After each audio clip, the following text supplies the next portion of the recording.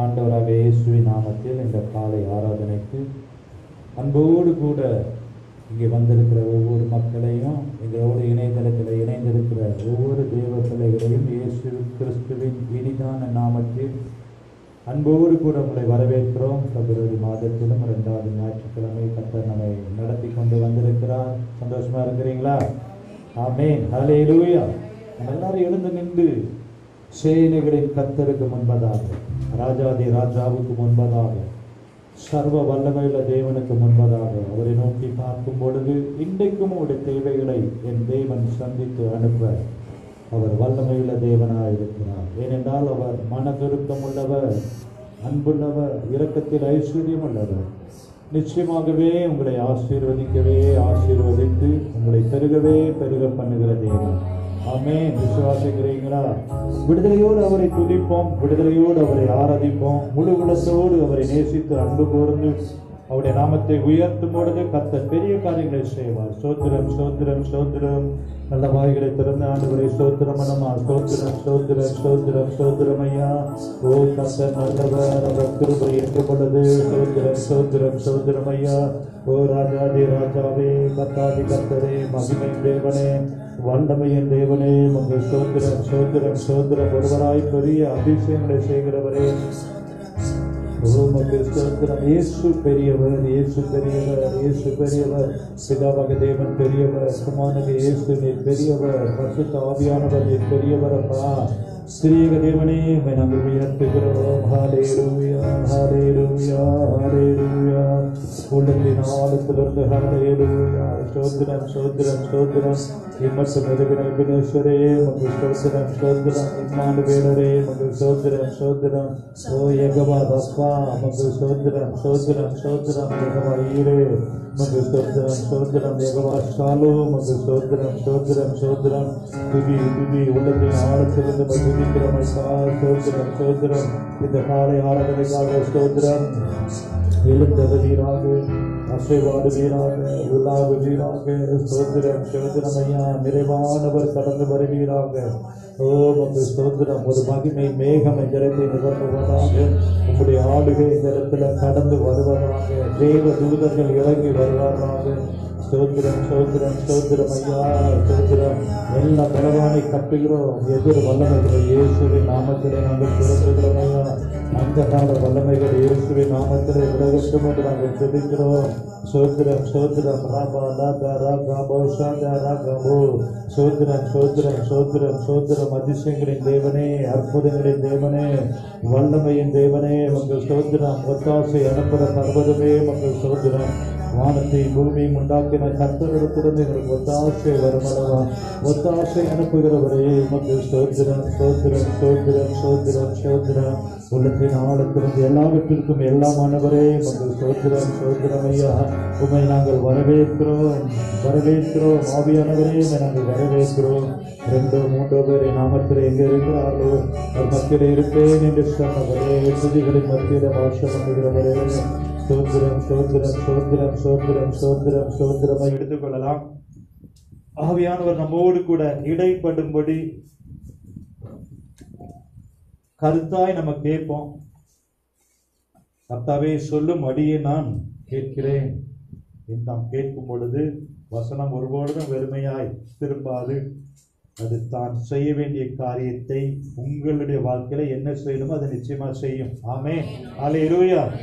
எதிர்பார்ப்போடு யோவான் எழுதின சுவிசேஷம் 15ஆம் அதிகாரம் 16ஆம் வசனத்திற்கு நேராக நம்ம திருப்பிக் கொள்ளலாம். யோவான் எழுதின சுவிசேஷம் 15ஆம் அதிகாரம் 16ஆம் வசனம். நீங்கள் என்னை தெரிந்து கொள்ளவில்லை, நான் உங்களை தெரிந்து கொண்டேன்.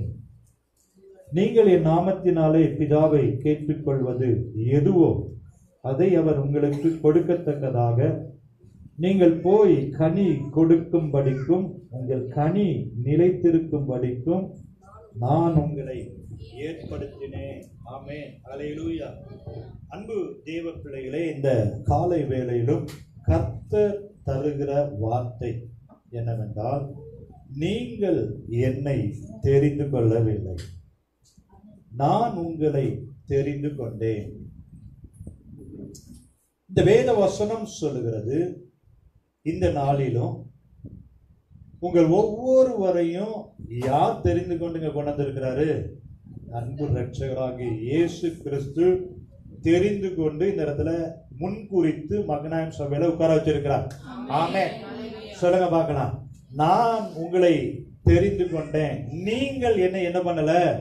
தெரிந்து கொள்ளல. அடுத்த பகுதி சொல்கிறது, ஆகையினால நீங்கள் என் நாமத்தினாலே பிதாவை கேட்டுக்கொள்வது எதுவோ அதை அவர் உங்களுக்கு கொடுக்கத்தக்கதாக நீங்கள் போய் கனி கொடுக்கும் படிக்கும், உங்கள் கனி நிலைத்திருக்கும் படிக்கும் நான் உங்களை ஏற்படுத்தும். இந்த வேத வசனத்தை பிரித்து பிரித்து நாம் பார்ப்போமே என்றால், முதலாவதாக ஆண்டவர் சொல்லுகிறார், நீங்க என்னை தெரிந்து கொள்ளலப்பா, நான் உங்களை தெரிந்து கொண்டேன். அப்ப இயேசு கிறிஸ்து உங்களை தெரிந்து கொண்டபடினால பிதாவின் இடத்துல என் நாமத்தினாலே எதை கேட்டாலும் அவர் உங்களுக்கு என்ன பண்றாரா? கொடுக்கிறார். ஆமென். அப்போ இந்த நாளிலும் தாயின் கருவிலேயே உலக தோட்டத்திற்கு முன்பதாகவே நீங்கள் எல்லாரும் முன் குறிக்கப்பட்டவர்கள், தெரிந்து கொள்ளப்பட்டவர்கள், கர்த்தருக்காக வேறு பிரிக்கப்பட்டவர்கள். எதற்காக கர்த்தர் உங்களை தெரிந்து கொண்டார்? எதற்காக கர்த்தர் உங்களை முன் குறித்தார்? எதற்காக உங்களை நான் ஏற்படுத்தினேன் என்று சொல்லுகிறாரே என்றால், இந்த வசனம் சொல்லுகிறது, நீங்கள் போய் என்ன பண்ணணுமா? கனி கொடுக்கணும். அந்த கனி உங்களில எப்பொழுதும் நிலைத்திருக்க நான் உங்களை என்ன பண்ணினேன்? ஏற்படுத்தினேன். ஆமென். அன்பு தேவ பிள்ளைகளை, கர்த்தர் உங்களை தெரிந்து கொண்டபடினால, கர்த்தர் உங்களை உருவாக்கினபடினால, என் தேவன் உங்களை ஏற்படுத்தினபடினால ஒரு காரியத்தை அவர் சொல்லுகிறார், எதற்காக தெரிந்து கொண்டேன், எதற்காக ஏற்படுத்தினேன்? கனி கொடுக்கும்படி. ஹல்லேலூயா. அப்படி என்றால் என்ன அர்த்தம்? தேவனால் தெரிந்து கொள்ளப்பட்ட பிள்ளைகள், கர்த்தரால் முன்குறிக்கப்பட்ட பிள்ளைகள், கர்த்தரால் அழைக்கப்பட்ட பிள்ளைகள் என்ன பண்ணணுமா? கனி கொடுக்கிறவர்கள். கனி என்றால் எதை குறிக்கிறது? ஆவியின் கனிகளையும் குறிக்கிறது. நீங்கள் உலகத்திற்கும் அநேகர் ஆசீர்வாதமா இருக்கணும், சபைக்கும் ஆசீர்வாதமா இருக்கணும், ஆண்டவருக்கும் ஆசீர்வாதமா இருக்கணும், உங்கள் குடும்பத்திற்கும் நீங்க கனி கொடுக்கிறதா இருக்கணும். ஆமென். அப்ப அந்த கனி கொடுக்கத்தக்கதாக ஆசீர்வாதத்தின் பாத்திரமாக நிரம்பி வழிகிறவர்களாக, அநேகருக்கு பிரயோஜனம் உள்ளவர்களாக, கர்த்தருடைய நாமம் மகிமைக்காக ஒரு நம்பிக்கையோடு கர்த்தர் உங்களை தெரிந்து கொண்டிருக்கிறார். ஹல்லேலூயா.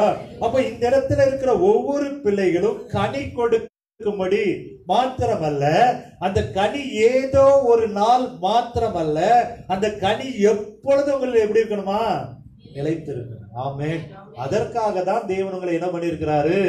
தெரிந்து கொண்டிருக்கிறார், ஏற்படுத்தி இருக்கிறார், உருவாக்கி இருக்கிறார், இந்த இடத்துல அழைத்து கொண்டு வந்திருக்கிறார். ஆமென். ஹல்லேலூயா.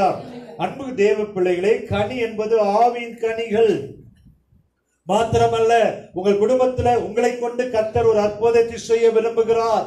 இந்த சபையில உங்களை கொண்டு ஒரு அற்புதங்களை செய்ய கர்த்தர், நீங்க கனி கொடுப்பீங்க என்று மக்களால் சபையில உங்களை இணைத்திருக்கிறார். அந்த எதிர்பார்ப்பை நிறைவேற்றும்படி நீங்க அவருடைய நாமத்தில பிதாவிடத்துல எதை கேட்டாலும் நான் கனி கொடுக்கணும், அநேகருக்கு ஆசீர்வாதமா இருக்கணும், என்னை ஏற்படுத்தின நோக்கம் அதுதான் என்று பிதாவினிடத்துல இயேசு நாமத்தில எதை கேட்டாலும் அதை தருவார். அதுதான் அந்த வசனம் சொல்லுது. ஆமென். ஹல்லேலூயா. நீங்கள் என்னை தெரிந்து கொள்ளவில்லை, நான் உங்களை தெரிந்து கொண்டேன். ஆகவே என் நாமத்தினாலே பிதாவினிடத்திலே நீங்க கேட்டுக்கொள்வது எதுவோ, ஆமென்.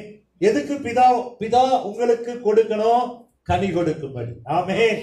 ஆசீர்வாதமா இருக்கும்படி, மற்ற ஜனங்களுக்கு உங்களுக்கு ஒரு வித்தியாசத்தை உண்டு பண்ணும்படி, கனி கொடுக்கிறவர்களாய், அந்த கனி கொடுக்கிற காலத்துல மாத்திரம் இல்ல, எப்பொழுதும் கனி கொடுக்கலாம் இருக்கணும். ஆமென்.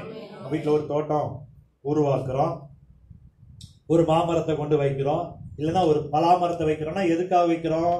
அந்த மரத்தை ஒரு எதிர்பார்ப்போடு கனி கொடுக்கும்படி தோட்டத்துல வைக்கிறோம். ஒவ்வொரு வருஷம் ஆனாலும் இந்த வருஷம் என்ன பண்ணிராதா, அது காய்ச்சிராதா, பழம் கிடைச்சிராதான்னு ஒரு எதிர்பார்ப்போடு தோட்டத்துல வைக்கிறோம். அப்படி தோட்டத்துல வைத்ததோடு நம்ம விட்டு விடுவதில்லை. அதுக்கு என்ன பண்றோம்? ஒவ்வொரு நாளும் அதை கொத்தி, உரம் போட்டு, தண்ணி ஊத்தி, கண்ணும் கருத்துமா வேலி அடைத்து அதை பாதுகாத்து வளர்க்கிறோம். எதற்காக? ஒரு நம்பிக்கையோடு எதிர்பார்ப்போடு கனி கொடுக்கும்படி. அன்பு தேவ பிள்ளைகளை, இன்றைக்கு மற்றவர்களுக்கும் உங்களுக்கும் ஒரு வித்தியாசம் இருக்கணும். ஆமென். நீங்க எல்லாரும் எப்படி இருக்கணும்? ஒரு நிரம்பி வழிகிற பாத்திரமா இருக்கணும், அநேகருக்கு பிரயோஜனம் உள்ளவரா இருக்கணும், ஆசீர்வாதமா இருக்கணும். உங்கள் குடும்பத்துல நீங்க தான் சிறந்தவர்களா இருக்கணும். ஆமென். உங்கள் குடும்பத்துல உங்களை கொண்டு கர்த்தர் பெரிய காரியங்களை செய்யணும். அதுதான் தேவனுடைய எதிர்பார்ப்பு. அப்பதான் ஒரு ஊமை கர்த்தர் சொன்னார். லூக்கா எழுதின சுவிசேஷம் 13ஆம் அதிகாரம் 6-9 வரைக்கும் ஆண்டவர் ஒரு ஊமையை சொன்னார். லூக்கா 13ஆம் அதிகாரம் 6-9 வரைக்கும் நாம் திருப்பிக் கொள்வோம் என்றால் அங்கே எழுதப்பட்டிருக்கிறது. 6-9 வரைக்கும் அவர் ஒரு ஊமையை சொன்னார். ஒருவன் தன் திராட்சை தோட்டத்துல ஒரு அத்தி மரத்தை நட்டிருந்தான். அவன் வந்து அதிலே கனியை தேடின பொழுது ஒன்றும் காணவில்லை. அன்பு தேவ பிள்ளைகளே, இதுல 2 விதமான பகுதியை நான் பார்க்கிறேன். முதலாவது, இங்கே ஒரு அத்தி மரம் எங்க இருக்குன்னா திராட்சை தோட்டத்துல ஒரு அத்தி மரம். ஆமென். அன்பு தேவ பிள்ளைகளே, அது என்ன தோட்டம்? திராட்சை தோட்டம். ஆனால் திராட்சை தோட்டத்துல ஒரு அத்தி மரம் அங்கே நடப்பட்டு இருக்கிறது. அந்த திராட்சை தோட்டத்திலே ஒரு அத்தி மரம் காணப்படுகிறது. அந்த அத்தி மரத்துல திராட்சை தோட்டக்காரர் வந்து பார்க்கும் பொழுது அங்க என்ன இல்ல? கனி இல்லை. உடனே அந்த தோட்டத்திற்கு சொந்தக்காரர் அந்த திராட்சை தோட்டத்தில் இருக்கிற அத்தி மரத்தை பார்த்து அதை என்ன சொல்றாரு? இது வேஸ்டா நிலத்தை கெடுத்து கொண்டு இடத்தை அடைச்சிட்டு இருக்குப்பா, இதை வெட்டி போடு என்று சொன்ன பொழுது அந்த தோட்டத்தை பராமரிக்கிற நபர் என்ன சொல்லுகிறாரு? அங்க என்ன எழுதப்பட்டிருக்கிறது? ஐயா, இது இந்த வருஷமும் இருக்கட்டும், நான் இதை சுற்றிலும் கொத்தி என்ன பண்ணுவேன்? எரு போடுவேன். கனி கொடுத்தால் சரி, கொடாவிட்டால் இனிமேல் இதை வெட்டி போடலாம் என்று சொன்னார். அப்போ இந்த நாளிலும் அன்பு தேவ பிள்ளைகளே, ஆசீர்வாதமான உலகம்.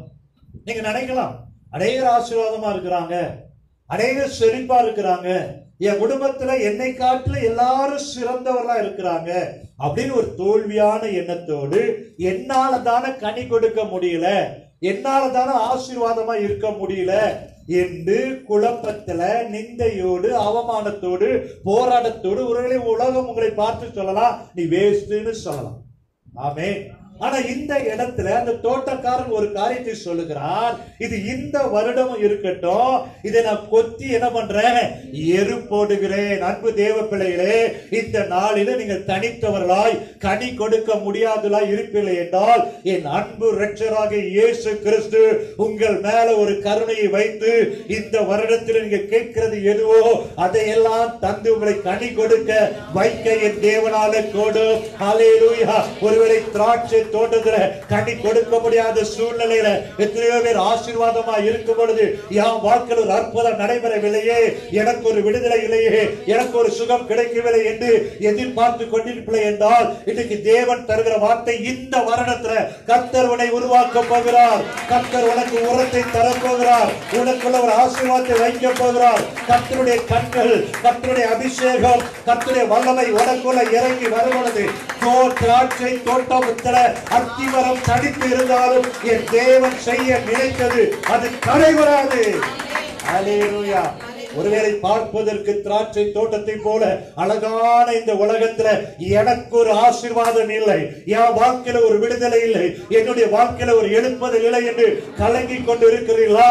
என் தேவன் செயல்பட போகிறார். என்ன செயல்பட போகிறார்? வேத வசனத்தின் மூலமாக, அபிஷேகத்தின் மூலமாக, அவருடைய கிருபையினால உங்களை கனி கொடுக்கிறாய் மாற்ற இந்த சபையில கர்த்தர் உங்களை நாட்டி இருக்கிறார். ஹல்லேலூயா. ஹல்லேலூயா. உங்களை வெட்டுவதற்காக அல்ல, உருவாக்குவதற்காக. உங்களை துன்பப்படுத்துவதற்காக அல்ல, உங்களுடைய துக்கத்தை சந்தோஷமாய் மாற்றுவதற்காக. உலகம் என்ன சொன்னாலும் பரவாயில்ல, என் பிதாவினிடத்தில் இயேசு கிறிஸ்து இன்றைக்கும் பரிந்து பேசிட்டே இருக்கிறார். ஆமென். ஹல்லேலூயா. இந்த வருடமும் இருக்கட்டும், இந்த வருடமும் நான் உருவாக்குறேன், இந்த வருடத்துல நான் கனி கொடுக்க வைப்பேன். ஆண்டவர் செய்ய நினைத்தால் அது தடைபடவே தடைபடாது. ஆமென். கர்த்தர் உங்களுக்காக யாவையும் செய்து முடிக்கிற தேவனாயிருக்கிறார். ஹல்லேலூயா. அன்பு தேவ பிள்ளைகளே, இந்த வருடம் 2021ல நம்முடைய சபை கனி கொடுக்கணும். உங்களுடைய தனிப்பட்ட வாழ்க்கையில நீங்க கனி கொடுக்கிறவர்களாய் காணப்படணும். ஒருவேளை இந்த அத்திமரத்தை போல நீங்கள் காணப்படவில்லை என்றால் ஆண்டவரத்துல ஜெபம் பண்ணுங்க. ஆண்டவரே, என் வாழ்க்கையில கூட என்னையும் உருவாக்குங்க, என்னையும் வணங்க, எனக்காகவும் வானம் திறக்கப்படட்டும் ஐயா. இன்னும் செப்பனிடப்பட வேண்டிய காரியங்களை செப்பனிடுங்க, உளப்பட வேண்டிய காரியங்கள் உளப்படட்டும். என் வாழ்க்கையில கொத்தி உருவாக்கப்பட வேண்டிய காரியங்களை நீங்க உருவாக்குங்க. எனக்கு எந்தெந்த இடத்துல நீர் பாய்ச்சணுமோ அந்தந்த இடத்துல நீர் பாய்ச்சுங்க. ஆண்டவரே, உங்களுடைய அபிஷேகம் என்கிற நீர் எனக்குள்ள கடந்து வரட்டும். வேத வசனம் என்னை உருவாக்கட்டும். உங்களுடைய வல்லமை எனக்குள்ள கடந்து வரும் பொழுது அந்த வாழ்க்கையில் ஒரு மாற்றத்தை கர்த்தர் தருவார். கர்த்தர் உங்களை உருவாக்குவார். ஏனென்றால் அவர் உங்களை தெரிந்து கொண்டிருக்கிறார். ஹல்லேலூயா. தோட்டத்துல என்ன மரம் இருக்கும் நம்ம தெரிந்து கொண்டது போல கர்த்தர் இந்த ஜனத்தை எனக்கென்று ஏற்படுத்தினேன், அவருக்கென்று ஏற்படுத்தின ஜனங்களை மரத்தை நட்டவன் நீர் பாய்ச்சுவான் என்ற வார்த்தையின்படியே தோட்டத்துக்குள்ள வைத்த தேவன் உங்களுக்கு நீர் பாய்ச்ச வல்லமை இல்லை, உங்களை உருவாக்க வல்லமை இல்லை. ஹல்லேலூயா. இந்த வருடமும் இருக்கட்டும். ஹல்லேலூயா.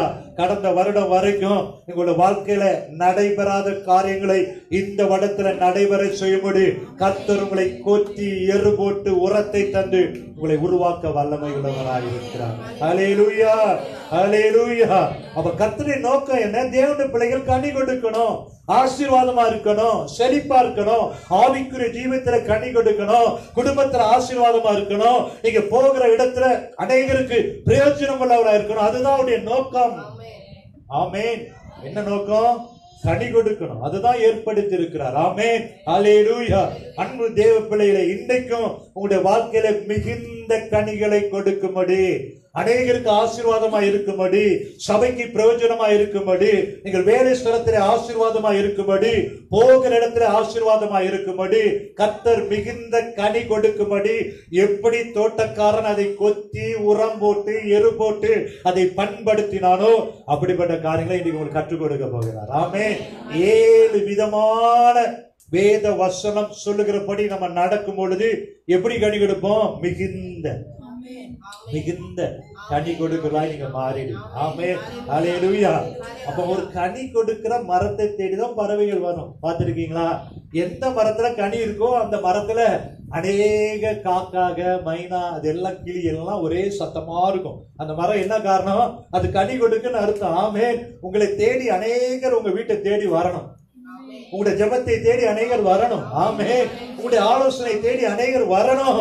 அது எப்படி ஆகும் என்றால் கர்த்தரால் கூடும், மனுஷரால் கூடாதது தேவனால் கூடும். நீங்க சொல்லிருங்க ஆண்டவரத்துல, நான் ஆண்டவரே வெறும் மண்ணு ஆண்டவரே, நீர் தான் குயவன், என்னை உருவாக்குங்க, என்னை கனி கொடுக்க வைங்க, எனக்கு என்னென்ன காரியத்துல எங்க என்ன கொத்தணும், எந்த இடத்துல கல்லு மண்ணு இருக்கு அதெல்லாம் அகற்றுங்க, என்னை உருவாக்குங்க, உரத்தை போடுங்க. நீங்க கேட்டீங்கன்னா கர்த்தர்களை உருவாக்கி இந்த வருடம் கனி கொடுக்கணும். ஆமென். சபை கனி கொடுக்கிறதா மாறணும். நான் சரியா இருந்தா எல்லாம் சரியா இருக்கும், அப்படி எல்லாரும் சொல்லணும். ஆமென். ஹல்லேலூயா. நான் சரியா இருந்தா சபை சரியா இருக்கும், நான் சரியா இருந்தா குடும்பம் சரியா இருக்கும், நான் சரியா இருந்தா என் தெரு சபை சரியா இருக்கும். ஆமென். நம்ம கனி கொடுத்தா கர்த்தர் நிச்சயமாக உங்களை அநேகருக்கு ஆசீர்வாதமா வைப்பார். சரி, கனி கொடுப்பதற்கு வேதம் என்ன சொல்லுது? அதான் ரொம்ப முக்கியமான. சாதாரண கனியில மிகுந்த கனி கொடுக்கணும்.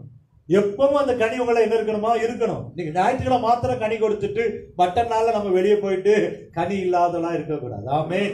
வசனம் என்ன சொல்லுது? எப்பவும் கனி கொடுக்கிற அந்த கனி எப்பொழுதும் உங்களை நிலைத்து இருக்கணும் அப்படின்னு தான் ஆண்டவர்களை ஏற்படுத்தி இருக்கிறார். ஆமென். ஆகவேதான் இன்னொரு காரியத்தில் கூட இயேசு சீஷரும் நடந்து போறாங்க. ஒரு அத்தி மரத்தை பாக்குறான். அத்தி மரத்தை பார்க்கும்போது இயேசு பாக்குறாங்க, அங்க என்ன இல்ல? கனி இல்ல. அப்போ வசனம் சொல்லுது அது கனி காலம் இல்ல. ஆனால் கர்த்தர் என்ன எதிர்பார்க்கிறாரு? கனி எதிர்பார்க்கிறார். இதுக்கு என்ன அர்த்தம்? அது கனி கொடுக்கிற காலம் இல்ல. அத்தி மரம் ஒரு குறிப்பிட்ட காலத்துலதான் கனி கொடுக்கும். ஆனா இயேசு அந்த மரத்தை பார்க்கிறார், கனி இல்ல, சபிக்கிறாரு, பட்டு போய் விடுகிறார். கனி கொடுக்காத காலத்தில் இதனுடைய ரகசியம் என்ன அப்படின்னு சொன்னா, தாவீதின் ஒரே வார்த்தை தான் எந்த காலத்திலும் எந்த நேரத்திலும் உம்மை துதிக்க துதி என் நாவில இருக்கும். நம்ம பாடினமல்ல, நீரே எல்லாம், உயர்வோ தாழ்வோ மரணமோ ஜீவனோ எந்த சூழ்நிலை கனி கொடுப்ப ஆண்டவரே, எந்த சூழ்நிலை நமக்கு சாட்சியா இருப்ப. இதுதான் கனி கொடுக்க முடியாத சூழ்நிலை. அப்படி என்றால் என்ன அர்த்தம்? இழப்பின் மத்தியில, வியாதியின் மத்தியில, துக்கத்தின் மத்தியில, சோர்வின் மத்தியில, வெறுமையின் மத்தியில கூட இயேசுவின் அன்பை விட்டு நான் புரிய மாட்டேன். எந்த சூழ்நிலையும் என் இயேசுவை விட்டு கொடுக்க மாட்டேன். அதுதான் கனி கொடுக்கிற வாழ்க்கை. அதத்தான் ஆண்டவர் அந்த அத்திமரத்தை எதிர்பார்த்தால் கனி கொடுக்கிற காலம் இல்ல, ஆண்டவரை துதிக்கக்கூடிய சூழ்நிலை இல்ல, ஆண்டவரை உயர்த்தக்கூடிய சூழ்நிலை இல்ல. ஏன்னா என் வாழ்க்கையில வியாதி, என் வாழ்க்கையில வெறுமை, என் வாழ்க்கையில இழப்பு. நீங்க புலம்புறீங்களா? இந்த சூழ்நிலை நீங்க கனி கொடுக்கணும், ஆண்டவரை துதிக்கணும். அதைத்தான் ஆண்டவர் எதிர்பார்க்கிறார். தாவீது அதான் அழகா சொல்றாரு, நான் எந்த சூழ்நிலையிலும் கர்த்தரை துதிப்பேன். யோபு சொல்கிறார், கொண்டு போட்டாலும் அவர் மேல நம்பிக்கையா இருப்பேன். இதுதான் கனி கொடுக்க இயலாத சூழ்நிலையிலும் கனி கொடுக்கிறவர்களை தேவன் உயர்த்துகிறார். அன்பு தேவ பிள்ளைகள், எந்த நேரத்துல ஆண்டவரை விட்டு கொடுத்துறாரு. எந்த சூழ்நிலையிலும் உங்களிடத்துல ஆண்டவரை விட்டு முறுமுறுக்கிற பின்வாங்குற சிச்சுவேஷன் இல்லாம இருந்துச்சுன்னா கர்த்தர் உங்களை கனி கொடுக்கலாய் பார்ப்பார். மிகுந்த கனிகளை கொடுக்கலாம், நீங்க மாற்றி விடுவார். ஆமென், அல்லேலூயா. இப்போ முதலாவதாக வேதம் என்ன சொல்கிறது? அதே யோவான் எழுதின சுவிசேஷம் 15ஆம் அதிகாரம் 4ஆம் வசனத்துல கனி கொடுக்கணும்னா, என்னில் நிலைத்திருங்கள், நானும் உங்களில் நிலைத்திருப்பேன். கொடியானது திராட்சை செடியில் நிலைத்திராவிட்டால் அது தானாய் கனி கொடுக்க மாட்டாதது போல நீங்களும் என்னில் நிலைத்திராவிட்டால் கனி கொடுக்க. முதலாவதாக கனி கொடுக்கணும்னா இயேசுவில் நிலைத்திருங்கள். சொல்லுங்க, கனி கொடுக்கணும் என்ன பண்ணணும்? இயேசுவோடு கூட இருங்க. இயேசுவையே சார்ந்து கொள்ளுங்க. அவர் மேலேயே நம்பிக்கை வை. எந்த சூழ்நிலையிலும் அவரையே உறுதியாய் பற்றி கொள்ளுங்கள். இயேசு மேல உங்க நங்கூரத்தை போடுங்க. கர்த்தர் மேல் உங்கள் பாரத்தை வச்சிடுங்க.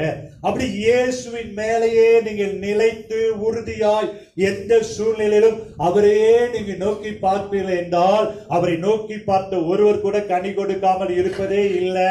கர்த்தரில் நிலைத்திருக்கிற பிள்ளைகள், கர்த்தரில் சார்ந்து கொண்டிருக்கிற பிள்ளைகள் வெட்கப்பட்டு போவது இல்லை. கர்த்தரில் நிலைத்திருக்கும் பொழுது, கர்த்தருடைய அன்புக்குள்ள இருக்கும் பொழுது கர்த்தர் உங்களை கனி கொடுக்கிறவர்களாய் மாற்றி விடுவார். ஹல்லேலூயா. அன்பு தேவ பிள்ளைகளை 5ஆம் வசனம் சொல்கிறது, நானே திராட்சை செடி, நீங்கள் யாரு? கொடிகள். ஒருவன் என்னிலும் நான் அவனிலும் நிலைத்திருந்தால் அவன் மிகுந்த கனிகளை கொடுப்பான். ஹல்லேலூயா. இயேசு உங்களோடு கூட இருக்கட்டும். உங்க நம்பிக்கை இயேசுவோடு கூட இருக்கட்டும்.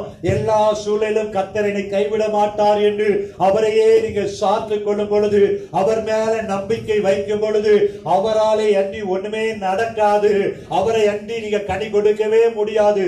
அவரை சார்ந்து கொள்ளும் பொழுது கர்த்தர் உங்களை கனி கொடுக்கிறவர்களாய் மாற்ற வல்லமையுள்ள தேவனாய் இருக்கிறார். ஆமென். ஏனென்றால் அப்போஸ்தலர் 17ஆம் அதிகாரம் 28ஆம் வசனம் சொல்லுகிறது, அவருக்குள், யாருக்குள்ள? இயேசு கிறிஸ்துவுக்குள் நாம் பிழைக்கிறோம், அசைகிறோம், இருக்கிறோம். ஆமென், ஹல்லேலூயா. நீங்க கர்த்தரோடு இருக்கும் பொழுது, கர்த்தருக்குள்ள நிலைத்திருக்கும் பொழுது, உடைய நம்பிக்கை கர்த்தரோடு இருக்கும் பொழுது, கட்டளையாகிய கிறிஸ்துவோடு கூட நீங்கள் நடக்கும் பொழுது, என் வேத வசனம் சொல்லுகிறது, பிழைக்கிறோம், ஜீவனோடு இருக்கிறோம், அசைகிறோம். இது வேத வசனம் சொல்கிறது, இன்றைக்கும் ஜீவனோடு இருக்கிறோம். கர்த்தரோடு கூட இருந்தா கர்த்தர் உங்களோடு கூட இருப்பார். கர்த்தரை விட்டுட்டா அவர் உங்களை விட்டு விடுவார். அங்கதான் தாவீது தன் மகனாகிய சாலமோனுக்கு சொன்னார், நீ கர்த்தரோடு இருந்தா கர்த்தர் உன்னோட இருப்பார், அவரை விட்டுட்டா அவர் உன்னை விட்டுடுவார். அப்ப முதலாவதாக கர்த்தரில நிலைத்திருக்கிறவர்கள் கனி கொடுப்பார்கள். ரோமர் 8ஆம் அதிகாரம் 37ஆம் வசனம் சொல்லுகிறது, இவை எல்லாவற்றிலும் நாம் நம்பில் அன்பு கூறுகிறவராலே முற்றும் ஜெயம் கொள்கிறவராய் மாறுகிறோம். ஆமென். கர்த்தரில் நிலைத்திருக்கிறவர்கள், இயேசுவின் மேல நம்பிக்கை வைத்திருக்கிறவங்க, எல்லா சூழ்நிலையிலும் அவரையே நோக்கி பார்க்கிறவங்க எப்பொழுதும் ஜெயிக்கிறவளா இருப்பாங்க, கனி கொடுக்கிறவளா இருப்பாங்க. ஆமென். உதாரணமா வேதத்துல சொன்னோம் என்றால் ரூத் நகோமியை எடுத்துக்கொண்டோம் என்றால் நகோமி சொல்றா இல்லையா, தன்னுடைய வாழ்க்கையில ஒரு எதிர்காலமே இல்ல, கணவனை இழந்து விட்டார். நகோமி தன் வயது மாமியார் கடந்து செல்லும் பொழுது நகோமியை பார்த்து சொல்லுகிறார், நான் உண்மை என்ன பண்ணுவதில்லை, விடுவதே இல்லை, உம்முடைய தேவன் என்னுடைய தேவன். நகோமி சொல்ற, எனக்கு ஒரு பிள்ளை பறந்து இனிலாம் அது செட் ஆகாதுமா இரு அப்படின்னு சொன்னா கூட நான் உண்மை பின்தொடர்வேன். ஆமே. இப்ப நம்ம பாடணும் இல்லையா, எல்லா சூழ்நிலும் நான் என்ன பண்ணுவேன், பின்தொடருவேன். இயேசுவில எல்லா சூழ்நிலையிலும் நிலைத்திருங்க. கர்த்தர் உங்களை மிகுதியான கனி கொடுக்கிறவராய் மாற்ற அவர் வல்லமையுள்ள தேவனாய் இருக்கிறார். தாவீது சொல்கிறார், கர்த்தரை எனக்கு முன்பதாக வைத்திருக்கிறேன், வலது பாகத்துல வைத்திருக்கிறேன், ஒருபோதும் அசைக்கப்படுவதே இல்லை. அப்ப முதலாவது கனி கொடுக்கணும்னா கர்த்தரில உறுதியாய் நிலைத்து ஸ்ட்ராங்கா அவரையே நம்பும் பொழுது உங்கள் குடும்பம் கனி கொடுக்கும், சபை கனி கொடுக்கும். ஆமென். ஹல்லேலூயா. உங்களுடைய எதிர்காலம் நீங்க கனி கொடுக்கலாய் கர்த்தர் மாற்றுவார். விசுவாசிக்கிறீங்களா? ஆமென். இரண்டாவதாக இயேசு சொல்லுகிற காரியம் என்ன? முதலாவது, நீ என்னையே நீ சார்ந்து கொள்ளுப்பா, என்னையே நீ நிலைத்திரு, என்னையே நீ நோக்கி பாரு, நீ வெட்கப்பட மாட்டா, கனி கொடுப்பா. இரண்டாவதாக யோவான் 15ஆம் அதிகாரம் 9ஆம் வசனத்துல வேதம் சொல்லுகிறது, பிதா என்னில் அன்பாய் இருக்கிறது போல நானும் உங்களில் அன்பாய் இருக்கிறேன், என்னுடைய அன்பிலேயே நிலைத்திருங்கள். முதலாவது அவரிடத்துல நிலைத்திருங்கள், அவரையே சார்ந்து கொள்ளுங்கள். இரண்டாவது ஒரு காரியத்தை இயேசு சொல்லுகிறார், என்ன பண்ணணுமா? இரண்டாவதாக, என்னில் பிதா என்னில் அன்பாய் இருக்கிறது போல நானும் உங்களில் எப்படி இருக்கிறேன், அன்பா இருக்கிறேன். பிதாவாகிய தேவன் தன் ஒரே பேரனாகிய இயேசு கிறிஸ்துவினிடத்துல எவ்வளவு அன்பு வைத்திருந்தாரோ அதே போல இயேசு கிறிஸ்துவும் பிதாவினிடத்துல 100க்கு 100 அன்பு வைத்திருந்தார். ஆமென். அப்போ இயேசு சொல்லுகிறார், அப்படியே நான் உங்களிடத்துல எப்படி இருக்கிறேன், அன்பா இருக்கிறேன். அப்ப என்னுடைய அன்புல என்ன பண்ணுங்க, நிலைத்திருங்க, நீங்க கனி கொடுப்பீங்க. ஆமென். ஹல்லேலூயா. இந்த உலக அன்பு, உலக காரியம், மற்றது எல்லாம் மாறி போயிடும். ஒரே ஒருத்தர் மாறாதவர், இயேசுவின் அன்பு. ஆமென். ஹல்லேலூயா.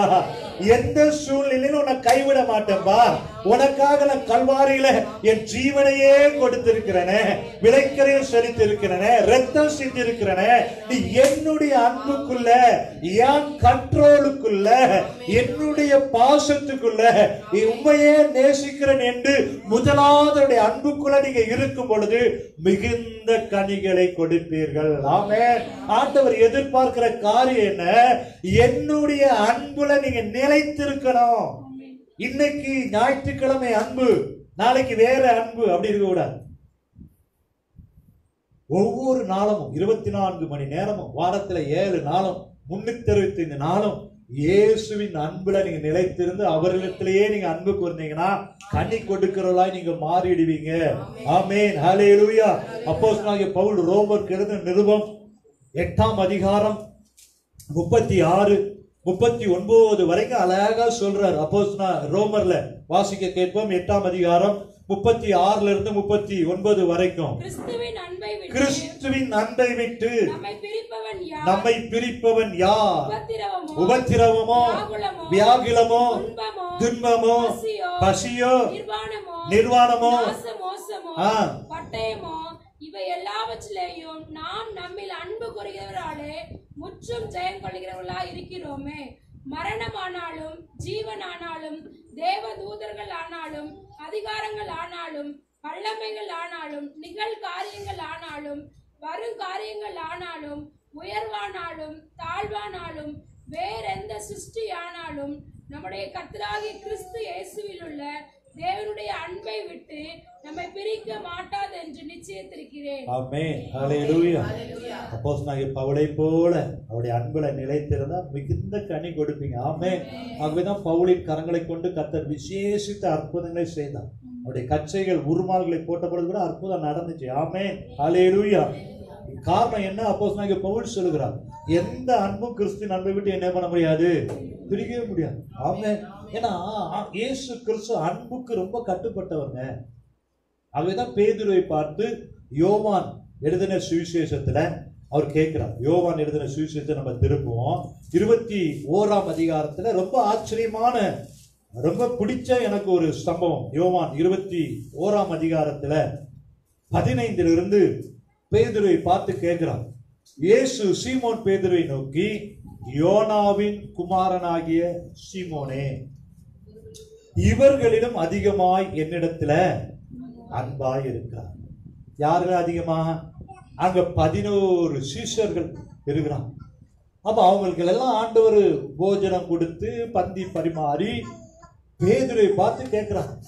அப்போ மிச்சம் இருக்கிற 10 பேரை காட்டிலும் பேதுரு மேல ஆண்டவருக்கு ஒரு என்னது அளவில்லாத அன்பு. ஏன்னா பேதுருவை கர்த்தர் தெரிந்து கொண்டிருக்கிறார், முன்குறிச்சிருக்கிறார், ஏற்படுத்தி இருக்கிறார். ஆமென், ஹல்லேலூயா. இப்ப நீங்க சொல்லுங்களேன், நீங்க நிறைய பேர்ட்ட நீங்க பழகுறீங்க, உங்களுக்குன்னு ஒரு நபர் ஷேர் பண்றதுக்கு இருப்பாங்களா இருக்க மாட்டீங்க? இருப்பாங்களா இருக்க மாட்டாங்களா? இருப்பாங்க தானம்மா? ஆமா தானே. யார் உனக்கு அப்படி இருக்கிறா? அம்மா தான். ஆமென், ஸ்தோத்திரம். சரி, இப்ப அம்மாட்ட எல்லா காரியத்தையும் சொல்லிடணும். அம்மா ரொம்ப அன்பா இருக்கிறத வெளிப்படுத்தணும். எல்லாம் விரும்புறோமா இல்லையா? ஆமா இல்ல? அப்படிதான் இயேசு பாருங்களேன், ராஜாதி ராஜா கர்த்தாதி கர்த்தர் மறுதலிச்ச பேதுரு. இன்னைக்கு ஒரு பேசு, நாளைக்கு ஒரு பேசுற பேதுரு. அவனை பார்த்து கேட்கிறார், எப்பா இந்த 10 பேர் இருக்கிறாங்களே, இவங்களை காட்டிலும் நீ இடத்துல எப்படி இருக்கிறாயா? அன்பா இருக்கிறாயா? ஒரு வாட்டி இல்ல, 2 வாட்டி இல்ல, 3 முறை கேட்கிறார். என்ன கேட்கிறாரு? ஆண்டவரே உங்க நான் நேசிக்கிறப்பா அப்படின்னு சொல்றான் பேதுரு. அவருக்கு திருப்தி வரல. அப்பா என் ஆட்டுக்குட்டிகளை நேசிக்கிறேன்னு சொன்ன உடனே திருப்தி இல்லை. இருந்தாலும் சொல்றாரு, நேசிக்கிறனால உனக்கு ஒரு பொறுப்பு தரேன், என்ன பண்ணு, ஆட்டுக்குட்டிகளை. 2வது கேட்கிறார், திரும்பியும் உறுதிப்படுத்துறார். 2வதாக அவனை நோக்கி, யோனாவின் குமாரனாகிய சீமோனே, அப்பா பேரை சொல்லி கேட்கிறார். வேற யாரும் நிறைய பேர் பேதுரு அப்படிலாம் இருந்துடக்கூடாது. யோனாவின் மகனாகிய சீமோனே, நீ என்னிடத்துல அன்பா இருக்கிறாயா? ஆண்டவரே நேசிக்கிறேன் என்பதை அப்பவும் சொல்றாரு, ஆடுகளை மேய்ப்பாப்பா. அவர் பொறுப்பை கொடுக்கிறார் திரும்பி. இப்பவும் அவருக்கு நம்பிக்கை வரல. இப்ப இந்த அன்பு இருக்குன்னு எப்படி ஆண்டவருக்கு நம்புறது அப்படின்னு அவர் ஒரு காரியத்தை எதிர்பார்த்து கேட்கிறார். ஒரு எதிர்பார்ப்போடு என்னை நேசிக்கிறாயா, அன்பு வச்சிருக்கிறாயான்னு கேட்கிறார். 3வது தரம் அவர் அவனை நோக்கி, யோனாவின் குமாரனாகிய சீமோனே, என்னை நேசிக்கிறாயா என்றார். என்னை நேசிக்கிறாயா என்று அவர் 3ஆம் தரம் தன்னை கேட்டபடினால பேதுரு, ஆண்டவரே நீர் எல்லாவற்றையும் அறிந்திருக்கிறீர், நான் உம்மை நேசிக்கிறேன் என்பதை அறிவீர் என்றான்.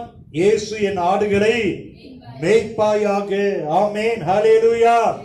3வது முறை பேதுரு சொல்லும் பொழுதுதான், நீர் எல்லாவற்றையும் அறிவீர் ஆண்டவரே. மனுஷன் முகத்தை பார்க்கிறார், நீங்க எதை பார்க்கிறீங்க? என் இருதயத்தை பார்க்கிறீங்க. என் இருதயத்தை பாருங்க ஆண்டவரே, நான் எவ்வளவு தூரம் உங்களை நேசிக்கிறேன் என்பதை நீர் அறிவீர். ஹல்லேலூயா.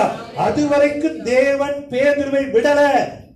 2 முறை கேட்ட ஒரு திருப்தி ஆகல. 3வது முறை கேட்கிறாரு, நீ என்னிடத்துல அன்பா இருக்கிறாயாப்பா, என்னை நேசிக்கிறாயா?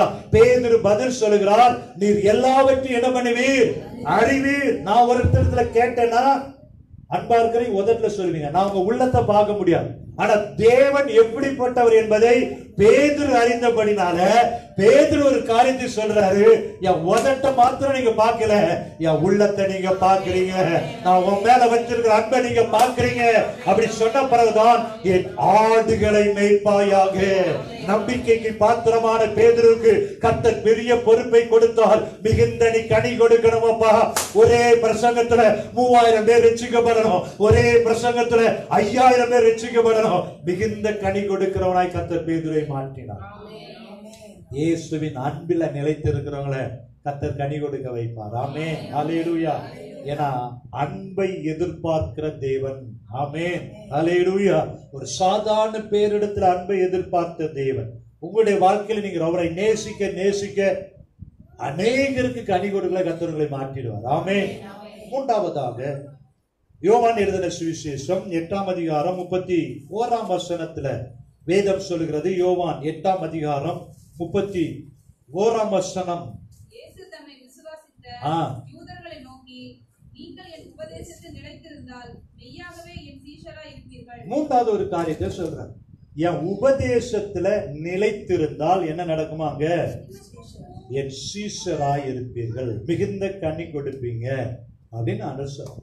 அப்போ ஒரு காரியத்தை நல்லத ஆண்டவர் வேத வசனங்கள் மூலமாக சொல்லும் பொழுது அந்த வேத வசனமாகி உபதேசத்துல, அந்த வார்த்தையில, வேதத்துல நிலைத்திருக்கும் பொழுது சீஷர்களாய் இருப்பீங்க. மாத்திரல்ல, கனி கொடுக்கிறவர்களாய் மாறிடுவீங்க. ஆமென். ஏனென்றால் இந்த வேத வசனம் உங்களை உருவாக்கும், இந்த வேத வசனம் உங்களை உயிர்ப்பிக்கும், வேத வசனம் உங்களை பலப்படுத்தும். அவருடைய உபதேசம் உங்களுடைய வாழ்க்கையில பல மாற்றங்களை கொண்டு வரும். ஆகவேதான் உபாகமத்தில் நாம் வாசித்து பார்ப்போமே என்றால் 32ஆம் அதிகாரம் 2ஆம் வசனத்துல அங்க எழுதப்பட்டிருக்கிறது. யாராவது ஒருவர் சத்தத்தை உயர்த்தி வாசிக்கலாம். ஏன் உபதேசத்துல நிலைத்திருக்கணும்? ஏன் வேத வசனத்தை வாசிக்கிறோம்? ஏன் வேத வசனத்தை கடைபிடிக்கணும்? வேத வசனம் என்ன பண்ணுது?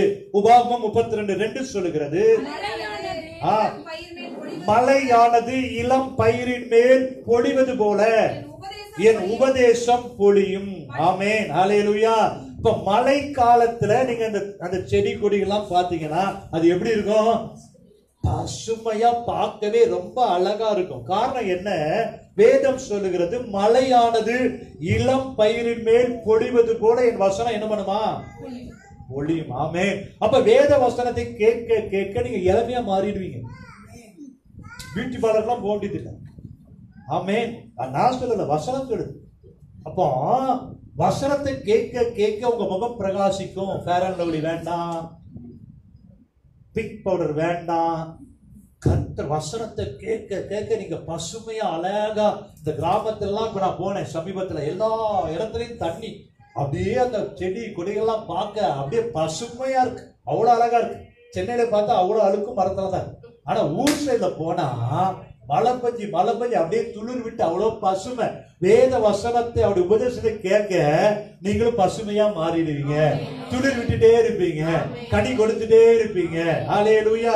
தொடர்ந்த வசனத்தை படிக்கலாம். புல்லின் மேல் என் வசனம் இறங்கும். ஆமென். ஹல்லேலூயா. எப்படி ஒரு புல்லின் மேல பனித்துளி பட்ட உடனே அந்த புல் எப்படி செழித்து வளருதோ, வேத வசனமாகி உபதேசத்தை நீங்க கேட்டீங்கன்னா கனி கொடுப்பீங்க, பசுமையா மாறிடுவீங்க, அப்படியே துளிர்த்து வளர்ந்து கர்த்தர் உங்களுக்கு பெரிய காரியங்களை செய்துடுவார். ஆமென். அப்ப என்ன பண்ணணும்? அப்படி உபதேசத்துல, வேத வசனத்துல நிலைத்து இருக்கணும். ஆமென். ஆமென் சொல்லலாம் அங்க இருந்து. ஆமென். வேத வசனத்தை படிக்கணும், படிக்கிறதுல நிலைத்திருக்கணும். அந்த வேத வசனத்தை நீங்க எங்க போனாலும் விட்டு விடவே கூடாது, மறந்துடக்கூடாது. அப்படி இருந்தா நான் வாசித்த வேத வசனத்தின்படி கர்த்தர் உங்களை நடத்துவார். இன்னும் 2 தீமோத்தேயு 3ஆம் அதிகாரம் 16-17 அப்போஸ்தலனாகிய பவுல் சொல்றாரு பாருங்க. வேத வசனம் அவருடைய உபதேசம் என்ன பண்ணும்? 2 தீமோத்தேயு 3:16-17 பக்கம் 299-3. வேத வாக்கியங்கள் எல்லாம் ஆமா, வேத வாக்கியங்கள் சொல்லுங்க. எதனால அருளப்பட்டிருக்கிறது? தேவ ஆவியினால. ஏதோ மனுஷன் பேர் அங்க இருந்தாலும், மனுஷர்கள் எழுதினாலும் அதெல்லாம் மனுஷன் எழுதல, ஆவியானவர் அவர்களை வைத்து வேத வசனம் எல்லாம் தேவ ஆவியினால எழுதப்பட்டிருக்கு. ஆமென். ஹல்லேலூயா. அது என்ன பண்ணும்? வேத வசனம் தேவனுடைய மனுஷன் தேறினவனா மாட்டுது. MA, MPhil, MBed எல்லாரும் MSc கம்ப்யூட்டர் சயின்ஸ் அதெல்லாம் காட்டிலும் நீங்க வேத வசனத்தை படிச்சுனா நீங்க தான் கிளவர் உலகத்திலே. ஆமென். ஆமென் சொல்லுங்களேன். வேத வசனத்தை நீங்க படிக்க படிக்க படிக்க உங்களை போல ஞானவான் ஒருத்தரும் இல்ல. கர்த்தர் உங்களை தேர்ச்சி பாருங்க. நம்ம எடப்பாடியை பார்த்து இப்ப போற இடத்துலலாம் ஐயா எங்களை பாஸ் பண்ணி விட்டுடுங்க, ஒன்னும் நடக்காது. ஆமென். ஆனா வேத வசனத்தை படிச்சீங்கன்னா நீங்க தேறினவளா மாறிடுவீங்க. உங்களை ஒருவனால எதிர்த்து நிற்க முடியாது. நான் சொல்றேன். ஆமென். ஸ்தேவானை ஒருவனால எதிர்த்து நிற்க முடியல. ஏன்னா அவன் வேத வசனத்துல தேறினவனா இருந்தபடினா. ஆமென். ஹல்லேலூயா. வேத வசனத்தை படிக்கிறவனா தேர்ச்சி, ஆல் பாஸ். ஆமென். ஹல்லேலூயா. நம்ம ரேச்சல் சாட்சிலாம் இல்ல, ஆண்டு மேல இருந்து என்ன பண்றாரு? கிருபை தந்துட்டே இருக்கிறார். தேறினாலும் மாட்டிட்டே. நான் இந்த மார்க்கை நானே எதிர்பார்க்கலன்றான். ஏன்னா நான் எழுதவே இல்லை, சும்மா அப்படியே என்னமோ எழுதி வச்ச மாஸ். ஹல்லேலூயா. அன்பு தேவ பிள்ளைகளே, வேத வசனங்களை எப்படி மாட்டுதான்? தேறினவங்களா மாறிடுது. ஆமென். அடுத்தபடியா படிக்கணும், எந்த நற்கிரியை செய்தாலும் உங்களை தகுதியுள்ளவனாக இருக்கும்படியாக. நீங்க எந்த நற்கிரியை செய்தாலும் அந்த கிரியை கர்த்தர் பலனை தருவார். அது நல்ல கிரியை மாறும். ஆமென். மாத்திரம் இல்ல, வேத வசனம் என்ன பண்ணுதான், உபதேசிக்கு, கடிந்து கொள்ளுது, அடுத்தாப்புல சீர்திருத்துது, நீதிய படிப்பிக்க பிரயோஜனம் உள்ளதா. வேத வசனம் உங்களை தேறினவனா மாட்டுது, நற்கிரியை செய்யறவர்களாய் மாட்டுது. மாத்திரம் அல்ல, உங்களை என்ன பண்ணுதா, உபதேசிக்குது, கடிந்து கொள்ளுது, சீர்படுத்துது, நீதியை படிப்பிக்க பிரயோஜனம் உள்ள காரியம் வேத வசனத்துல. ஆமே. ஆகவேதான் என் உபதேசத்துல என்ன பண்ணுங்க, நிலைத்திருங்க, நீங்க கனி கொடுத்துறீங்க. ஆமே. ஹல்லேலூயா, ஹல்லேலூயா. அடுத்தபடி அடுத்த வேகம், டைம் ஆயிடுச்சு. இன்னும் 4 காரியம் இருக்கு. யோசுவா 1:8. ஆகவேதான் யோசுவா கர்த்தர் ஒரு ஆலோசனை சொன்னார். யோசுவா 1:8 என்ன சொன்னாரு, இந்த நியாயப்பிரமாண புத்தகம் வாய் விட்டு என்ன பண்ணக்கூடாது, பிரியவே கூடாதுப்பா. யோசுவா போன இடத்துல வெற்றி. ஏன் காரணம் என்ன தெரியுமா, ஆண்டவர் சொல்லி கொடுத்துட்டார், இந்த நியாயப்பிரமாண புத்தகம் வாய் விட்டு பிரியக்கூடாது. இரவும் பகலும் அதை என்ன பண்ணு, தியானித்துக் கொண்டு, அப்பொழுது நீ புத்திமானாய் காணப்படுவாய். யோசுவா போன இடத்துல வெற்றிக்கு காரணம்னா வேத வசனத்தை, கற்பனைகளை அவன் கடைபிடித்தபடினால. நீங்களும் போற இடத்துல வெற்றி வேணுமா, புத்திமானா இருக்கணுமா, தேறினா இருக்கணுமா, கனி எடுக்கணுமா, அவருடைய உபதேசத்துல நிலைத்திருங்கள். 4வதாக 2 தீமோத்தேயு 3ஆம் அதிகாரம் 14ஆம் வசனம். 2 தீமோத்தேயு 3ஆம் அதிகாரம் 14ஆம் வசனம் சொல்கிறது, நீ கற்று நிச்சயித்துக் கொண்டவைகளில் நிலைத்திரு. அப்போஸ்தலனாகிய பவுல் சொல்றார், நீ கற்றுக்கொண்டது. நம்ம ஒரு காரியத்தை கற்றுக்கொள்கிறோம். யாரிலிருந்து கற்றுக்கொள்கிறோம், இயேசுவானவர் தான் நம்ம முதல் ரோல் மாடல். ஆமென். நசராகிய இயேசு கிறிஸ்துவை தேவன் பரிசுத்த ஆவியினாலும் அபிஷேகத்தினாலும் நிரப்பினபடினால அவர் எப்படி இருந்தாரா, நன்மை செய்கிறவராய் சுற்றித் திரிந்தார், மனதுருக்கமுள்ளவராய் சுற்றித் திரிந்தார். அப்ப இயேசு கிறிஸ்துவை நம்ம பார்க்கிறோம் வேதத்துல. அவர் எப்படி நடந்தாரு, அவருடைய வாழ்க்கை வரலாறு என்ன, அவருடைய ஜெப வாழ்க்கை என்ன, அவர் செய்த நல்ல காரியம் என்ன, அந்த இயேசுவை வைத்து நம்ம அநேக காரியங்களை என்ன பண்றோம், கற்றுக்கொள்கிறோம். அந்த கற்றுக்கொள்கிற காரியத்தை கற்றுக்கொண்டதோட போயிடக்கூடாது. ஒரு பிள்ளை ஸ்கூல்ல +2 படிக்குது, என் பிள்ளை படிக்கிறான், +2 படிக்கிறான். அங்க வாத்தியார் 3/4 மணி நேரம் நான் பார்த்தேன், ஜூம் ஆப்ல பாடம் நடத்துறான், கற்றுக்கொடுக்கிறான். அதுல 100% கத்திட்டு இருக்கிறாங்க. இதுக்கு என்ன பண்ணுங்கன்னே தெரியாது. பேரத்தொழில் ரூத்துன்றது ரேச்சல்ன்றாங்க, இருக்கியாடான்றாங்க, ஒருத்தன் கூட இப்ப கற்றுக் கொடுக்கிறதுல கற்றுக்கொள்ளுகிறவள என்ன பண்ணணுமா, நிலைத்திருக்கணும் அப்படின்னு வேதவாசனம் சொல்லுது. இயேசு ஒரு காரியத்தை கற்றுக் கொடுக்கிறாரு. அந்த கற்றுக் கொடுக்கிற காரியம் நல்லா இருக்கு, நல்லா இருக்கு, இந்த காலத்துல கட்டு இந்த காலத்துல விட்டுறாத, அதுல இன்னும் என்ன பண்ணு, நிலை. ஆமென். இப்போ இன்னை பார்த்தா 25 வருஷம் ஏலிம்ல சாமனையே பார்த்து வரேன். அப்ப அவரை பார்க்கும் போது சில காரியங்களை நான் கற்றுக்கொள்ளுகிறேன். அந்த கற்றுக்கொண்ட காரியத்துல நான் இன்னைக்கும் அவரை ஃபாலோ பண்ணி கொண்டே இருக்கிறேன். ஆமென். அதான் வாழ்க்கை ஏலிம்னு வந்துருது. சனிக்கிழமையானா நான் வெளியே போக மாட்டேன். இதெல்லாம் எனக்கு சாமனை கற்றுக் கொடுத்த பாடம். ஆமென். அடுத்த நாள் பிரசங்கம் நீ வெளியே போக கூடாது. முந்தின நாள் எப்படி இருக்கணும், பிரசங்கத்தை தயார் பண்ணணும், ஜெபத்துல இருக்கணும். அது எனக்கு கற்றுக் கொடுத்த பாடம். வேதத்துல யோசுவாவை பார்க்கிறோம், தானியேலை பார்க்கிறோம், சாத்ராக் மேஷாக் ஆபேத்நேகோவை பார்க்கிறோம். அத்தனை பரிசுத்தருடைய சம்பவம் வேதத்துல ஏன் எழுதப்பட்டிருக்கிறது, கற்றுக்கொள்ளும்படி. அந்த கற்றுக்கொண்ட அந்த தாசருடைய அந்த காரியத்தில் அவன் நிலைத்திருக்கும் பொழுது அக்கினி சூறையில நடந்தாலும் அக்கினி உங்களை சேதப்படுத்தாது, சிங்கக்கவில இருந்தாலும் சிங்கங்கள் உன்னை சேதப்படுத்த முடியாது. யோசுவா கர்த்தர் ஒரு ரோல் மாடலா வச்சிருக்கிறாரு. உயிரோடு இருக்கிற நாளெல்லாம் யோசுவாவை எதிர்த்து ஒருவனால நிற்க முடியல. மோசேயை கர்த்தர் வைத்திருக்கிறார், சாந்த குணம், கர்த்தருக்கு உண்மையுள்ளவன், தாவீது இருதயத்திற்கு ஏற்றவன், தானியேல் மிகவும் பிரியமானவன். ஏன் எழுதி வச்சிருக்கு, தானியேலை போல கர்த்தருக்கு பிரியமானவனாய் நானும் இருக்கணும், கற்றுக்கொள்ளுகிறோம், அதுல நிலைத்திருக்கணும். தாவீதை போல இருதயத்திற்கு ஏற்றவனா இருக்கணும்னு கற்றுக்கொள்ளுகிறோம், அதுல என்ன பண்ணணும், நிலைத்திருக்கணும். ஆமென். ஹல்லேலூயா. மோசேயை போல கர்த்தரோடு முகமுகமாய் பேசுகிற மோசே ஏனோக்கு தேவனோடு நடக்கிறார், நானும் நடக்கணும், அதுல நிலைத்திருக்கும் பொழுது கனி கொடுப்போம். ஆமென். ஹல்லேலூயா. 5வதா அப்போஸ்தலர் நடபடிகள் 14ஆம் அதிகாரம் 22ஆம் வசனம். கனி கொடுப்பது, மிகுதியான கனிகளை கொடுப்பது, ஆசீர்வாதமாய் இருப்பது, தேவனுக்கு பிரியமாயிருப்பது எப்படி சொல்லிக் கொண்டிருக்கிறேன். அப்போஸ்தலர் 14ஆம் அதிகாரம் 22. சீஷருடைய மனதை திடப்படுத்தி விசுவாசத்திலே நிலைத்திருக்கும்படி அவர்களுக்கு புத்தி சொல்லி தேவனுடைய ராஜ்யத்தில் பிரவேசிக்க வேண்டும். அப்போ நான் 5வதாக விசுவாசத்துல எப்படி இருக்கணுமா? நிலைத்திருக்கணும். ஆமென், அல்லேலூயா. ஆபிரகாம் விசுவாசித்தான். கலாத்தியர்ல 3:6 வரைக்கும் வாசிப்போம் என்றால் கலாத்தியருக்கு எழுதின நிருபம் 3ஆம் அதிகாரம் 6 வரைக்கும் ஆபிரகாமை குறித்து எழுதப்பட்டிருக்கிறது. அப்படியே ஆபிரகாம் எப்படியே 75 வயதுல ஆபிரகாமை கர்த்தர் அழைக்கிறார். உன் சந்ததியை பெருக பண்ணுவேன். அப்ப அவனுக்கு குழந்தை பிறக்கிற வரைக்கும் அப்படியே ஆபிரகாம். ஆமென், அல்லேலூயா. சத்தத்தை காணுமே. ஆமென், அல்லேலூயா. எப்படியே கர்த்தர் உங்களுக்கு வாக்குத்தத்தம் கொடுத்திருக்கிறாரு, அதை விசுவாசிக்கிறீங்க. நாளும் ஓடி போயிட்டே இருக்கு. அவங்க விசுவாசம் தள்ளாடக்கூடாது. ஆமென். 75 வயதுல ஆபிரகாமுக்கு கர்த்தர் வாக்குத்தத்தம் பண்ணினா அந்த வாக்குத்தத்தத்தை அப்படியே ஆபிரகாம் என்ன பண்ணாரு? விசுவாசித்தார். ஆமென். 2020 சுகவாழ்வு துளிர்க்கும்னு வாக்குத்தத்தம் எப்படி எடுத்தீங்க பாஸ்டர் கேட்டவங்க இருக்கிறாங்க. நான் சொன்னேன் துளிர்க்கும், துளிர்த்திருக்கு. ஏன்னு கேள்வி கேட்டா துளிர்க்காது, துளிர்க்கும். அப்படியே நான் விசுவாசிக்கிறேன். என் வாழ்க்கை துளிர்க்கும், சபை துளிர்க்கும். அல்லேலூயா. அப்படியே ஆபிரகாம் விசுவாசித்தான். 75 வயதுல ஒருவேளை அவன் குழந்தையை பெறுவதற்கு சற்று தகுதியுள்ளவனா இருந்திருக்கலாம். வயது ஓட ஓட ஓட அவருடைய நரம்புகள் எல்லாம் தளர்ந்து போயிருக்கலாம். ஆனாலும் ஆபிரகாம் வாக்குத்தத்தம் பண்ணினவர் உண்மையிலவர் என்று அப்படியே விசுவாசித்தான். அல்லேலூயா. சாராளுக்கு ஸ்திரீகளுடைய வழிபாடு நின்று போயிட்டு ஆபிரகாம் அப்படியே விசுவாசித்தான். வாக்கு பண்ணினவர் உண்மையுள்ளவர். அல்லேலூயா.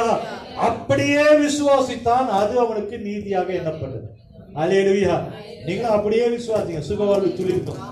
அப்படியே சொல்லிட்டே இருக்கணும். ஆமென். சுகவாழ்வு துளிர்க்கும், துளிர்க்கும், துளிர்க்கும். தேவன் பொய் சொல்ல மாட்டார். அப்படியே நடக்கும். ஆகையால் விசுவாச மார்க்கத்தார்கள். ஆமென். எழுதப்பட்ட விசுவாச மார்க்கத்தார்கள் எவர்களோ அவர்களே ஆபிரகாமின் பிள்ளைகள் என்று.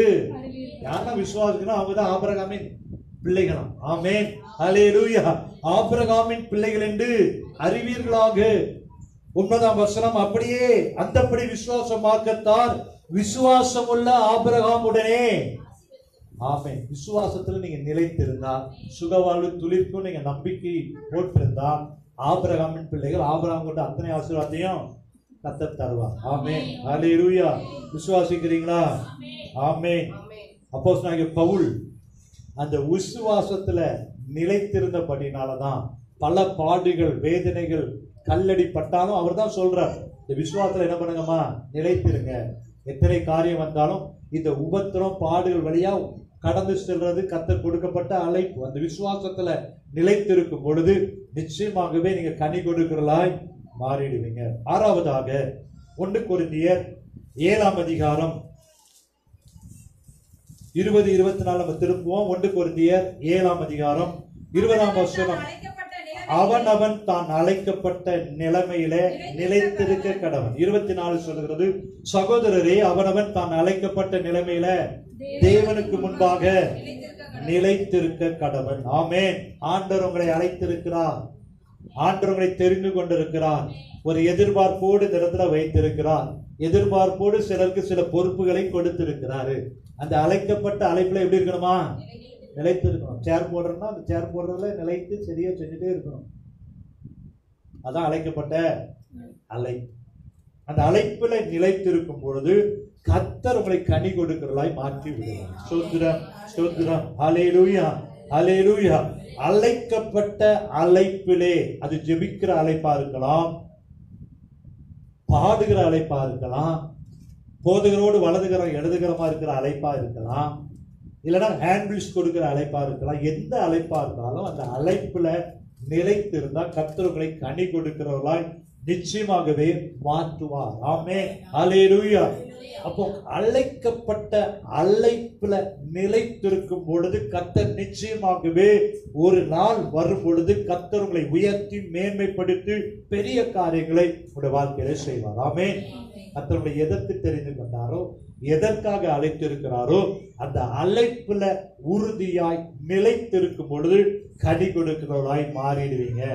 கடைசியாக 1 யோவான் 2ஆம் அதிகாரம் 27ஆம் வசனம். 1 யோவான் 2ஆம் அதிகாரம் 27. நீங்கள் அவராலே பெற்ற அபிஷேகம் உங்களில் நிலைத்திருக்கிறது, ஒருவரும் உங்களுக்கு போதிக்க வேண்டுவதில்லை. அந்த அபிஷேகம் சகலத்தையும் குறித்து உங்களுக்கு போதிக்கிறது. அது சத்தியமாய் இருக்கிறது, பொய்யல்ல. அது உங்களுக்கு போதித்தபடியே அவரில் நிலைத்திருப்பீர்களாக. இப்படி இருக்க பிள்ளைகளே, போதும். நீங்கள் அவராலே பெற்ற அபிஷேகம் உங்களில் என்ன பண்ண இருக்கிறதா? நிலைத்திருக்கிறது. ஒருவரும் உங்களுக்கு போதிக்க வேண்டுவதில்லை. அந்த அபிஷேகம் சகலத்தையும் குறித்து உங்களுக்கு போதிக்கிறது. அது சத்தியமாயிருக்கிறது, பொய் அல்ல. அது உங்களுக்கு போதித்தபடியே அவரில் நிலைத்திருப்பீர்கள். அப்போ கடைசியாக கர்த்தர் உங்களுக்கு கொடுத்த அந்த அபிஷேகம், கர்த்தர் உங்கள் மேல வைத்திருக்கிற அந்த அபிஷேகத்தை குறித்த ஒரு எதிர்பார்ப்பு, அதில் நம்ம எப்படி இருக்கிறோமா? நிலைத்திருக்கிறோம். ஆமென். ஒவ்வொரு நாளும் அந்த அபிஷேகம் புதிது. தினமும் கர்த்தர்களை புதிய எண்ணெயால் அபிஷேகம் பண்ணுகிறார். ஒவ்வொரு நிமிடமும் பலிபீடத்தில் அக்கினி என்ன பண்ணணும்? எரிந்து கொண்டே இருக்கும். நம்ம சர்ச்சில் வரும்போது மாத்திரம் ஆவியில நிரம்பி பாடி துதித்து ஆராதித்து போகலாங்க அல்ல. நீங்க எங்க இருந்தாலும் அந்த அபிஷேகம் உங்களுக்குள்ள நிரம்பி வழிந்துட்டே இருக்கும்.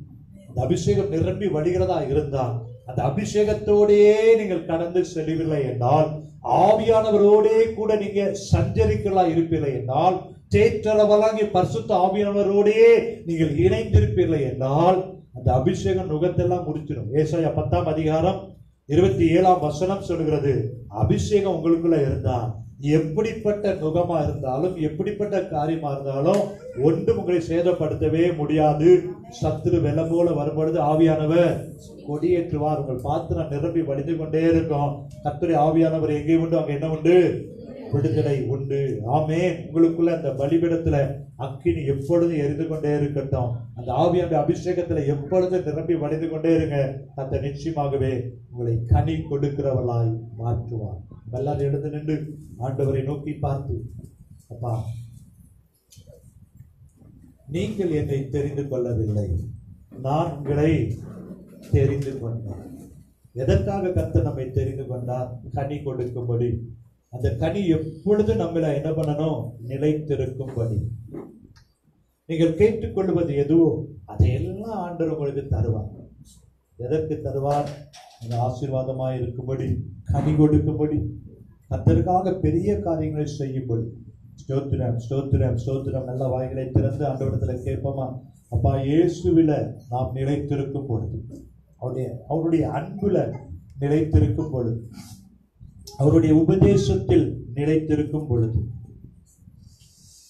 கற்றுக்கொண்டவை எல்லாவற்றிலும் அதில் நாம் நிலைத்திருக்கும் பொழுது, விசுவாசத்துல நிலைத்திருக்கும் பொழுது, அழைப்புல நிலைத்திருக்கும் பொழுது, அபிஷேகம், அந்த அபிஷேகத்தோடையே நாம் கடந்து செல்லும் பொழுது கர்த்தர் உங்களையும் உங்களுடைய வாழ்க்கையும் கனி கொடுக்கிற வாழ்க்கையாய் மாற்ற அவர் வல்லமையுள்ள தேவனாய் இருக்கிறார். ஸ்தோத்திரம். நல்ல வாய்களை திறந்து 2 கரங்களை உயர்த்தி ஆண்டவர் சொல்றார், நான் உங்களை ஊழியக்காரர் என்று சொல்லுகிறதில்லை. ஊழியக்காரன் தன் எஜமான் செய்கிறதை அறிய மாட்டான். நான் உங்களை சிநேகிதர் என்றேன். ஏனெனில் பிதாவினிடத்தில் நான் கேள்விப்பட்ட எல்லாவற்றையும் உங்களுக்கு அறிவித்தேன்.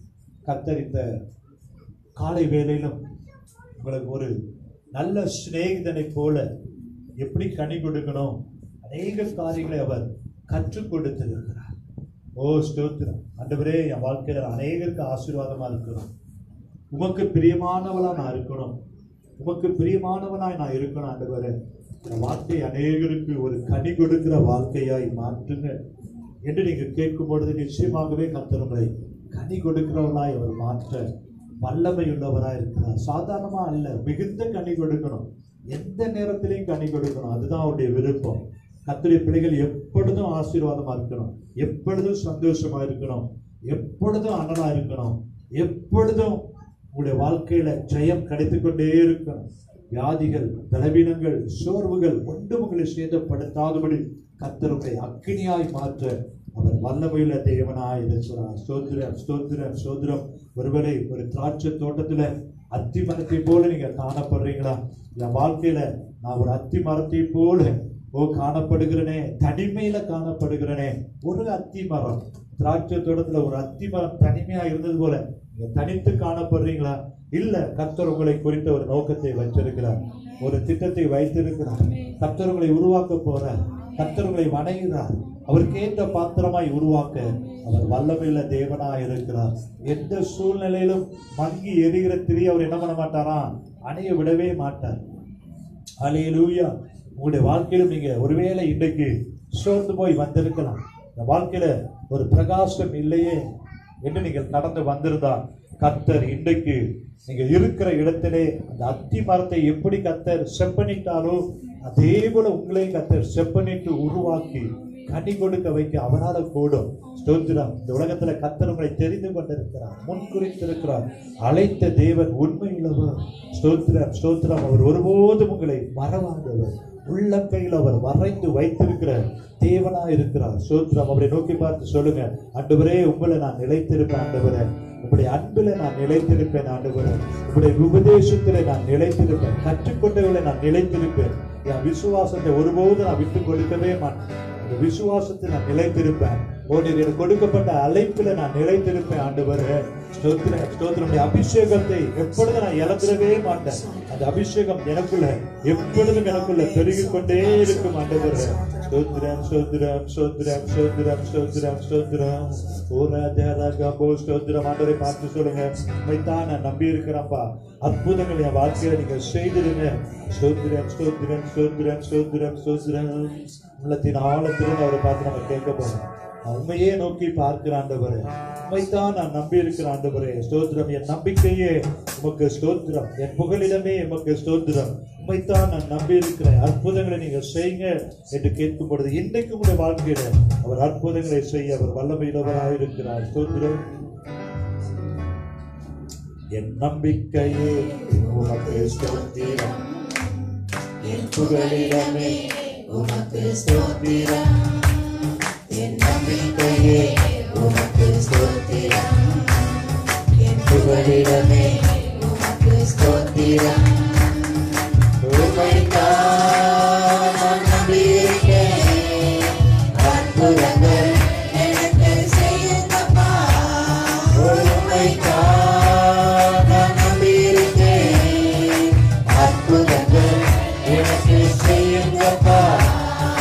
நம்பிக்கையே உமக்கு ஸ்தோத்திரம், என் புகலிடமே உமக்கு ஸ்தோத்திரம். என் நம்பிக்கையே உமக்கு ஸ்தோத்திரம், என் புகலிடமே உமக்கு ஸ்தோத்திரம்.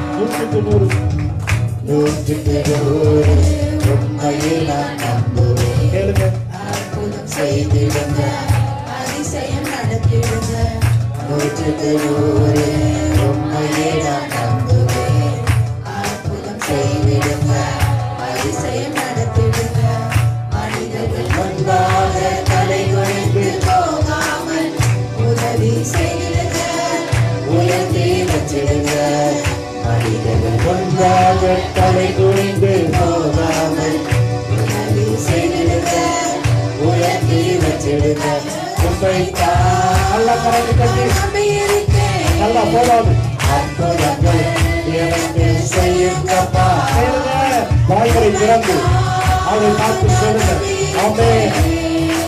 அற்புதங்கள் எனக்கு செய்யுங்கப்பா. நம்பிக்கையே உமக்கு ஸ்தோத்திரம், என் புகலிடமே உமக்கு ஸ்தோத்திரம். நம்பிக்கையே உமக்கு ஸ்தோத்திரம், என் புகலிடமே உமக்கு ஸ்தோத்திரம். உம்மை அல்லாமல் யார் என்னை உயர்த்தக்கூடும்? அற்புதம் செய்திடுங்க, அதிசயம்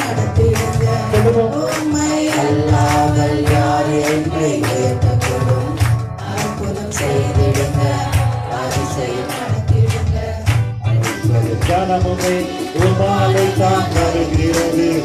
ஆளுகை செய்யுங்கப்பா, மேன்மைப்படுத்துங்கப்பா. கனமுமே உமாலை தான் வருகிறது. ஆளுகை செய்யுங்கப்பா, மேன்மைப்படுத்துங்கப்பா. உமைதான் நான் நம்பியிருக்கேன், அற்புதங்கள் எனக்கு செய்யுங்கப்பா.